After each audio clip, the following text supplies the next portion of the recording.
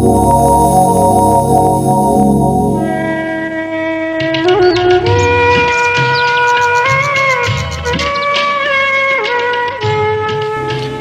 আমরা কি কিছু টাকা মসজিদে দান করতে পারি? অনেক মানুষ আছে যাদেরকে সাহায্য করা প্রয়োজন। আরে, আমরা তো আমাদের নিজেদের খরচই মেটাতে পারছি না, অন্যদের সাহায্য করব কিভাবে? টাকা খরচ করা তো একদম ঠিক হবে না। যে যেখানে আছে সে সেখানে থাকুক। আমি তো শুধুমাত্র আমার ব্যবসায় সামান্য কিছু লাভ দিয়ে চলছি, এখান থেকে কাউকে দিব কিভাবে? কিন্তু আলী, আল্লাহ তো আমাদেরকে দানের প্রতি উৎসাহিত করেছেন। আমাদের কাছ থেকে যদি কেউ সাহায্য চায় তাহলে সেগুলো নিঃস্বার্থভাবে দেওয়া উচিত। আমি যতটুকু পারি আমি তা করব, কিন্তু দানের জন্য অত টাকা খরচ করতে পারবো না।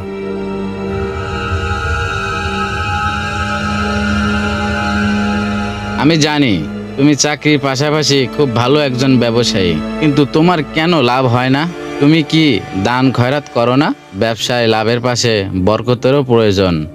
হাসান, আমি কখনো ব্যবসা থেকে লাভ কমাতে চাই না। যদি কিছু দান করি তাহলে আমার লাভও কমে যাবে, বরং আমি নিজের ব্যবসা বাড়ানোর চেষ্টাই করি। আলী, তুমি ভুল বুঝছো। আল্লাহর রাস্তায় দানে বরকত আছে। যা তুমি দাও তা তোমার কাছে দ্বিগুণ হয়ে ফিরে আসে। না, আমি এভাবে কিছুই দেব না। যা আমার আছে তা শুধুই আমার, আমি কাউকে দান করতে পারবো না। আলী ভাই, আমার কাছে কোনো টাকা পয়সা নেই, কোনো খাবারও নেই। সন্তানরা ক্ষুধার জ্বালায় কাঁদছে। আপনি যদি কিছু সাহায্য করতেন আমার খুব উপকার হতো ভাই। আমি আপনাকে সাহায্য করব কিভাবে? আমার ব্যবসায় তো খুব একটা লাভ নেই, আপনিও তা জানেন। নিজের জন্য যা ইনকাম করি তাই দিয়ে কষ্ট করে চলছি ভাই। আলী ভাই, আল্লাহ তো আপনাকে অনেক দিয়েছেন, সেটা আমি জানি, কিন্তু আপনার কাছে অনেক আশা নিয়ে এসেছিলাম ভাই। যদি কিছু সাহায্য করতেন আসলে বড় উপকার হতো ভাই।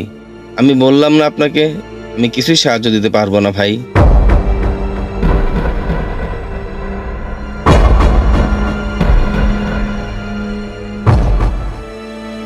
প্রিয় মুসলিম ভাইয়েরা, আমরা জানি যে আল্লাহ আমাদের সাহায্য করার জন্য অনেক উপায় দিয়েছেন, কিন্তু কৃপণতা আল্লাহর পথে না চলার একটি বড় প্রতিবন্ধক। আল্লাহ বলেন, তোমরা যা দান করবে তা তোমাদের জন্য ভালো এবং তা তোমাদের জন্য পরকালে জমা হবে।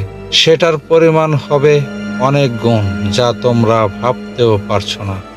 জি হুজুর, আপনি হয়তো ঠিক বলছেন, কিন্তু আমি সবসময় মনে করি যেটা আমার কাছে আছে সেটা দিয়েই আমাকে উন্নতি করতে হবে। দান করতে থাকলে তো একসময় আমার কিছুই থাকবে না। স্যার, একটা তো খুব খারাপ খবর আছে। কি হয়েছে সুমন? স্যার, আমাদের এবারের শিপমেন্ট যাওয়ার জাহাজটি পানিতে ডুবে গেছে। সমস্ত প্রোডাক্ট নষ্ট হয়ে গেছে। আমাদের অনেক বড় ক্ষতি হয়ে গেছে স্যার। কি বলছো এসব? এটা কিভাবে সম্ভব? আমার তো তাহলে অনেক বড় লোকসান হয়ে গেল। আমি তো রাস্তার ফকির হয়ে গেলাম সুমন। আমি তো সব সময় নিজের জন্য সবকিছু রেখেছি, কিন্তু এখন কেন এমন হলো? কেন এমন ক্ষতি হলো আমার? আমি কি কোনো ভুল করেছি? আমি কি আল্লাহর পথ থেকে বিচ্যুত হয়েছিলাম? তাহলে কেন আমার এত বড় ক্ষতি হলো? বন্ধু, আমি তো শেষ হয়ে গেছি। আমার ব্যবসার সমস্ত ইনভেস্টমেন্ট নষ্ট হয়ে গেছে। আমার এবারে শিপমেন্ট যাওয়া জাহাজটি পানিতে ডুবে গিয়েছে। আমার সমস্ত প্রোডাক্ট নষ্ট হয়ে গেছে। আমি এখন কি করব বন্ধু? আমি তো কোনো পথ দেখতে পাচ্ছি না। তোমার কথা শুনে খুবই কষ্ট লাগলো বন্ধু, কিন্তু দেখো, ভালো খারাপ কোনো কিছুই আমাদের হাতে নেই, সবই আল্লাহর হাতে। তোমাকে এই বিপদের মধ্যে একমাত্র আল্লাহই সাহায্য করতে পারবেন। তুমি আল্লাহর কাছে সাহায্য চাও এবং তোমার পূর্বের ভুলের জন্য ক্ষমা চাও। আল্লাহর আদেশ পালন করো, দেখবে সবই আস্তে আস্তে ঠিক হয়ে যাবে ইনশাআল্লাহ। হুজুর, আমি বুঝতে পেরেছি, আল্লাহর পথে চললেই সফলতা আসে। দান করলে বরকত হয় এবং সাহায্য করলে আল্লাহ তার রহমত প্রদান করেন।